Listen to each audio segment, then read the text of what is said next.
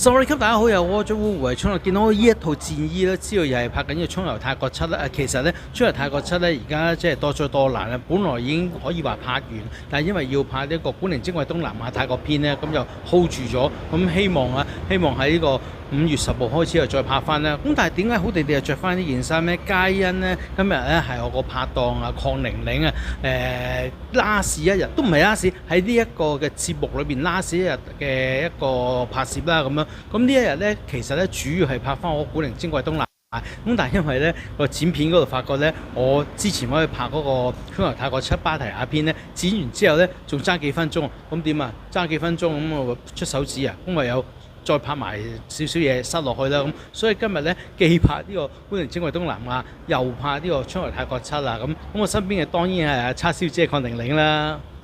Hello， 你好，你好。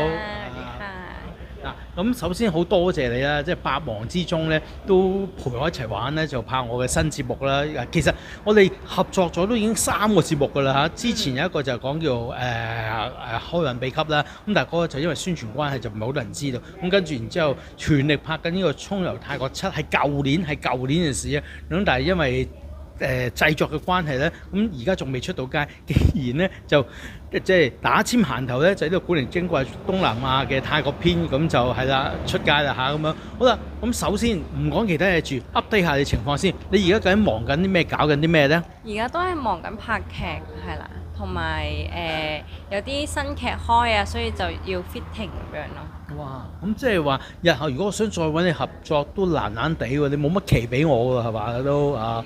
梗係咪咧？聰哥要嘅一定有嘅。多謝啊！咁收平啲嚇。咁講翻轉頭啊，咁我哋個古靈精怪東南亞出街啦。咁我哋都合作咗好幾日啦，因為你嘅檔期實在太寶貴啦，我不能夠日日搲你出嚟啊。咁但係你都百忙之中俾咗幾日我啦，咁都拍咗好幾個嘅環節啦。咁當中有啲咩咧好難忘，同埋嗰個感受係好深嘅咧？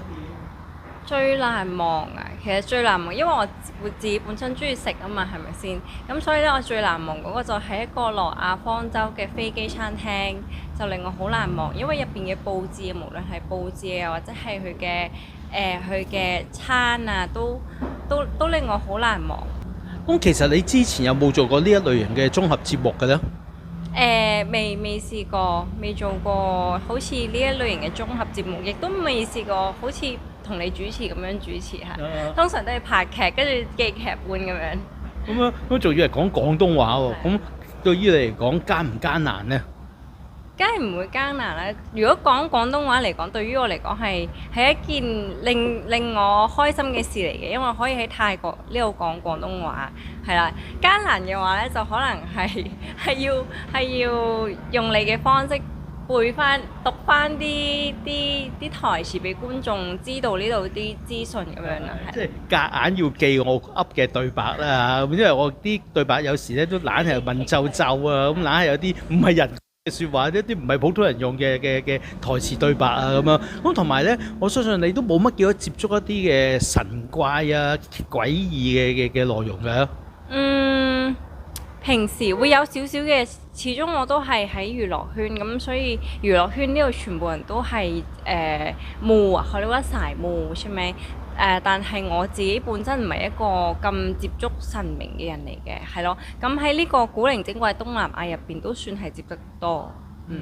咁當中我哋都有好幾個 item 環節咧，都揾你幫手拍咧，都係接觸到一啲嘅神佛嘅，譬如金龍王也好啦，或者一個師傅幫人哋紋身也好啦，甚至乎係二哥峰啊，其他一啲嘅拜神嘅事情咧。咁有冇話邊一個係你係特別即係感受深，同埋覺得喂好 amazing 啊咁咧？如果最 amazing 嘅就係金龍王。係啦，金龍王，因為我哋有去俾金龍王呢個睇，佢唔知係咩撳睇手相定唔知係點樣，總之一入到去佢就會講俾你聽啊，你係點嘅，跟住佢有幾個 point，因為佢有幾個 point 係講到正一正，咁所以呢個就令我有少少驚喜啦。咁至於其他地方，因為譬如我哋去到嗰個Suntan World 嗰啲市中心區咧，其實我哋平時都會行過，咁會拜。咁另外仲有啲咩啊？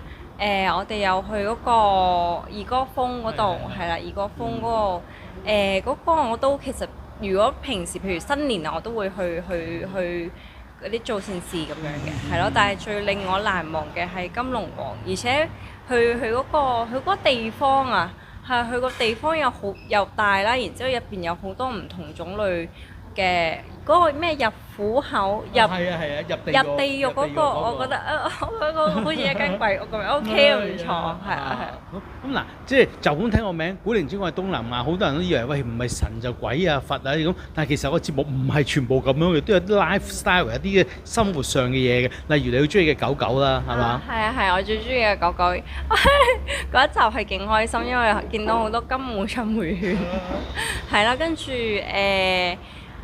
呢個都係我第一次喺泰國呢度見到有狗狗嘅酒店，係咯，幾開心，睇下第時可以帶佢狗狗去游下水。